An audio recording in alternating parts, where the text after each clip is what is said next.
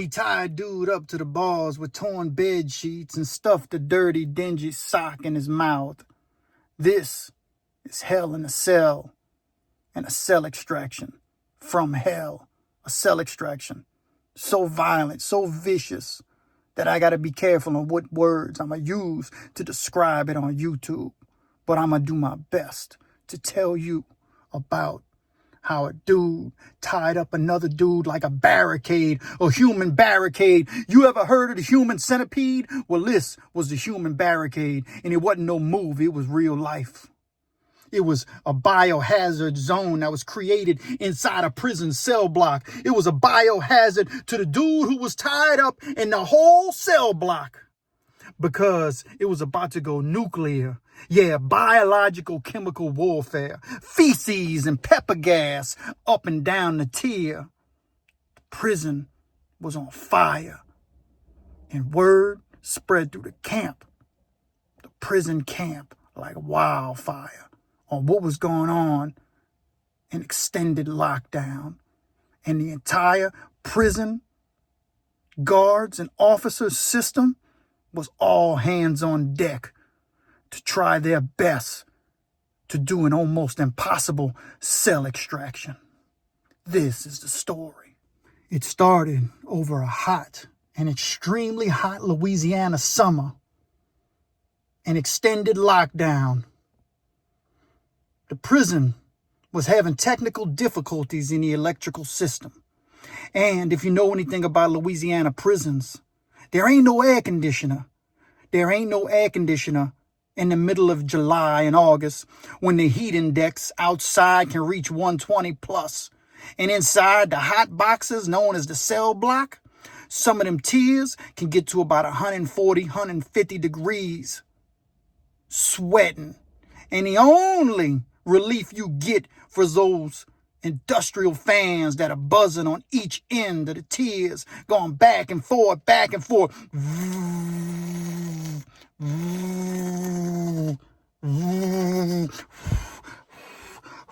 wind blowing. You begging that some of that wind from those big industrial fans will sneak its way down the dorm hallway and into the crevices and cracks of your cell bars and hit you right next to the toilet where you cleaned it up real good because you using that cool toilet water to splash your face, and you hoping that those industrial fans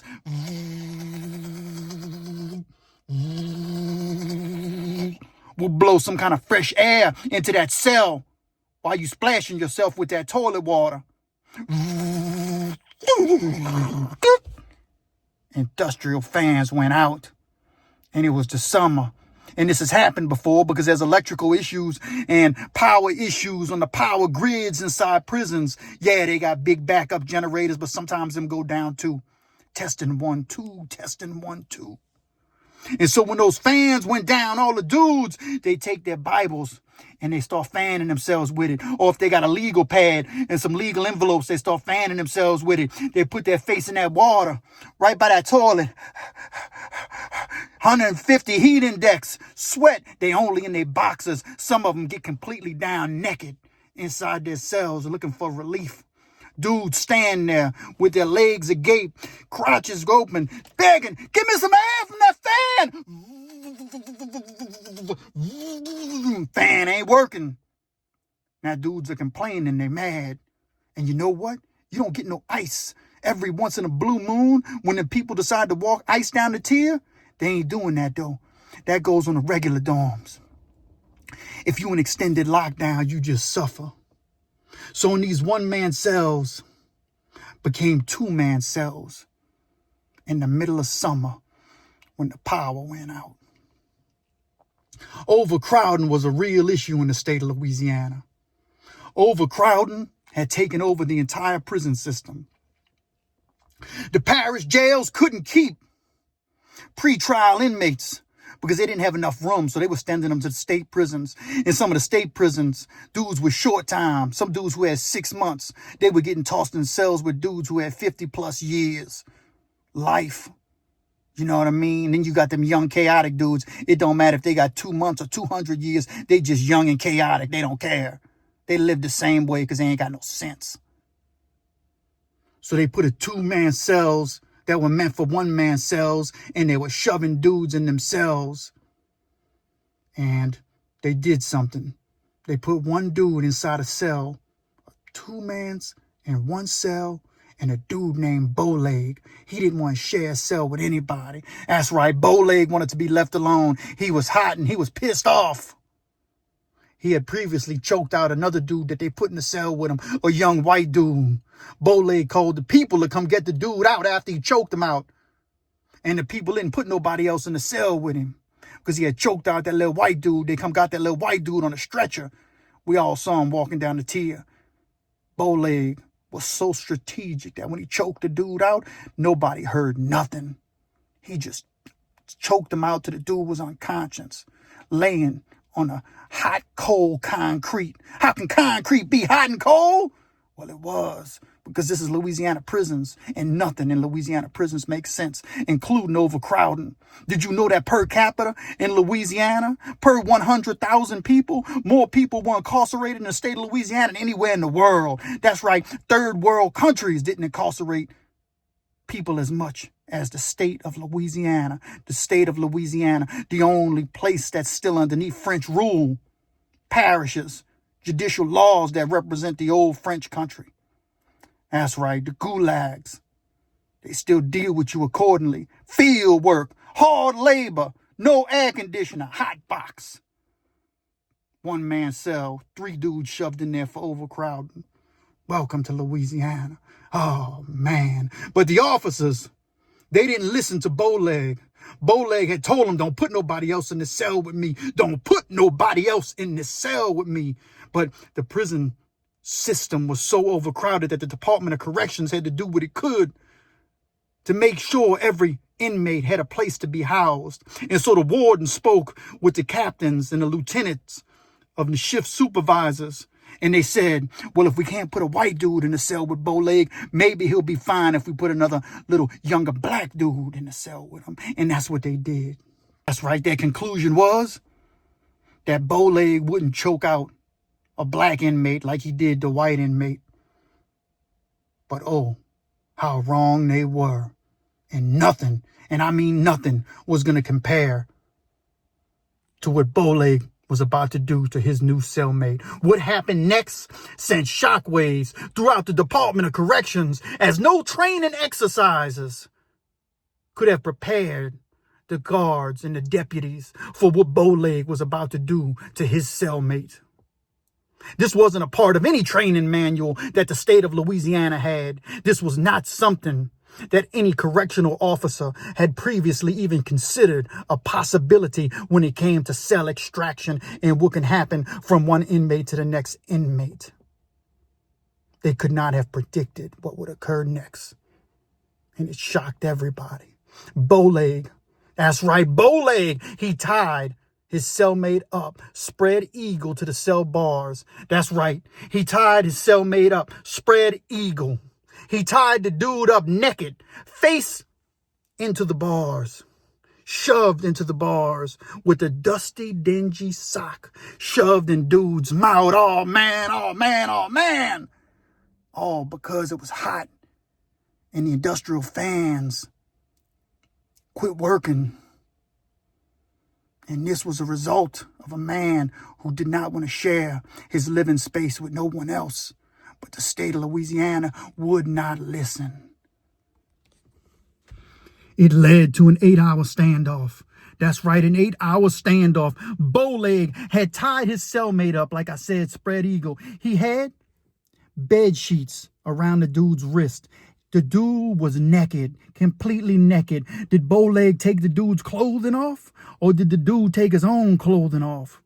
Nobody knows, because just like Bowleg choked out the young white dude and nobody heard nothing until Bowleg started beating on them bars for them people to come back there and check on him. And when they did, they found his cellmate tied, wrists and ankles tied to the prison bars. There was no way that they was going to open the prison bars, the doors were like this. They open, rack back. They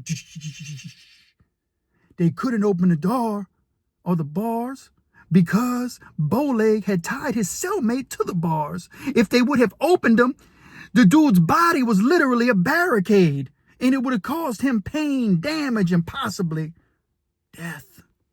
And Bowleg knew this, and he had prepared, and Bowleg was prepared. And them officers came back in that dorm, and they said, Bowleg, boy, what you done did? And Bowleg said, I told y'all, bruh, don't put nobody in the cell with me. The warden came back there. That's right, they even had the warden come back. And the warden came there and said, Bowleg, boy, why you done tied your cellmate like that? That boy got dingy socks shoved in his mouth. Dude had socks in his mouth, shoved in his mouth. His face was on the ball like this. Nah. And every time he'd squeal like that, Bowleg would just bat him in the back of his head. Boom! And the dude would shut up. He was crying. They said he was beginning to make a puddle of tears on the cold, hot concrete. That's what Bowleg done did this dude. So I don't know what this poor dude was thinking. And it was a black dude. He did it to a white dude. Bowleg did not care. He did not discriminate based on one's race. He wanted to be left alone. He didn't want nobody in the cell with him. And the warden said, Bowleg, untie that boy, Bowleg. And Bowleg didn't want to untie that boy, left that boy tied up. And the boy was naked. An hour became hour as they tried to negotiate with Bowleg.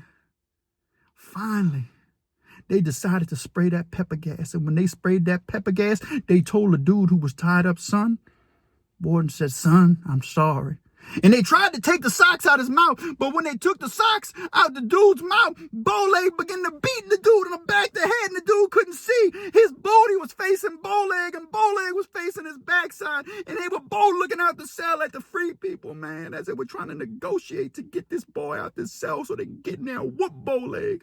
They were going to hog-tie Bowleg. Bowleg knew it, but it was so hot, he didn't care.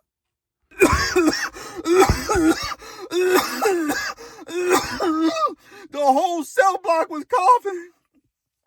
Dudes was spitting up. You can imagine how Bowleg and his cellie felt, the one who was spread eagle, because they were hitting him. He was a shield. He was blocking that pepper spray, but they were spraying it anyway. The warden told that boy, son, I'm so sorry, but we got to get you up out of there. And we got to take these here drastic measures, boy. And the dude was just whimpering with them socks shoved in his mouth. Dusty, I hope it wasn't Bowleg socks. At least I hope the dude's own socks was in his own mouth. But he was sweating, he was snotting, he was gurgling his own snot. He done defecated himself, and now his defecation was mixed with his tears on the hot, cold concrete. And the guards were looking, and everybody's thinking, how's this going to end? And we all in our cells, man, coughing, man. Because that pepper spray, man, it travels. Dudes in the other tier goes through the duct fence, and they could feel it too, but the duct fence wasn't working because there wasn't no power. And it made it even worse. It was stagnant, mixed with the heat. The Louisiana heat is hot, mixed with the tension. Oh, that poor dude. And every time Bowleg was beginning to get frustrated because they cut the water off, all Bowleg had was the water that was sitting in his toilet. He done drank all that in the standoff. It was 8-hour standoff. They had actually called in state negotiators to negotiate to get Bowleg to surrender. Untied dude, put his hands around his back so they can cuff him up and end this peacefully. But Bowleg wasn't having none of it. Bowleg was ready to take this to the bitter end. And his cellmate, man, everybody heard Bowleg. Bowleg was, man, I told y'all, bro, and I choked the white boy out, you heard me? And I choked the white boy out. Y'all know how I play. And Bowleg was about 50 years old. Institutionalized, man. He had an out date. This wasn't a dude who was going to be in there forever. He might have had another 5 or 10 years left, but they were eventually going to let him out. But he didn't care, man, because he was suffering. It's so hot back there. Y'all don't understand the heat in Louisiana.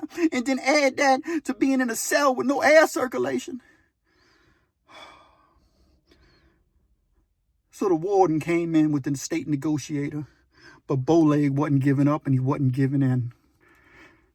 To this very day, I would almost be certain to say that this might have been the state of Louisiana's hardest cell extraction ever, because it's the only time that I personally ever heard where another inmate used another inmate as a human barricade and tied him to the bars to where they couldn't even open the bars to get in. But just like everything in life, people need food and water. So the negotiator negotiated with Bowleg. And the whole time, his cellie never said a word. They said, Bowleg, can we take that sock out his mouth? The warden said, that's right, Bowleg. Listen here to this here negotiator and let us feed your cellie. Can we remove his sock and put some food in his mouth? And Bowleg said, the boy don't eat. The boy don't eat. You heard me? And they said, we got to feed him, man. You can't let us wipe his face. Let us spray him down with some water so they wouldn't get that water. Bowleg said, you could pour the water on. They pour the water on the boy's face so he can get a little relief. He said, that's all he gets. You heard me? They said, you got to end this, Bowleg. We got to end this. We like 10 hours in. Oh, man.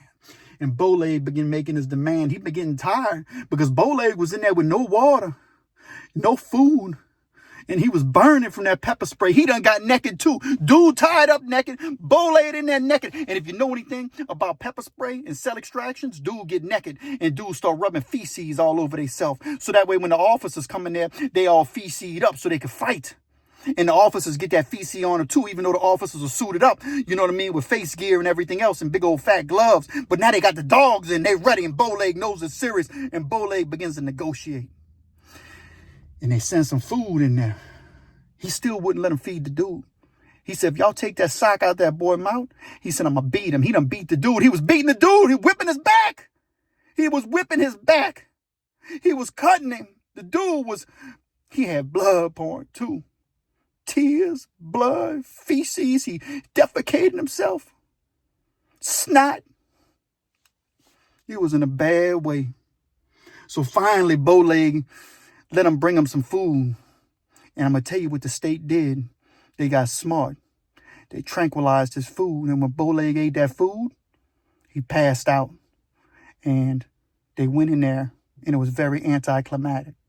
Because when Bowleg ate that food and had that tranquilizer mixed in it, the guards untied old boy, opened the rack, cuffed Bowleg up. By the time Bowleg woke back up, he was in 5-point restraints with a Deion Sanders helmet on. That's what they put. They had him naked, tied up. Same way he tied dude spread eagle, they had him spread eagle, tied up on a gurney with a Deion Sanders helmet on. That's what they do. They put a football helmet on you so you won't beat your head.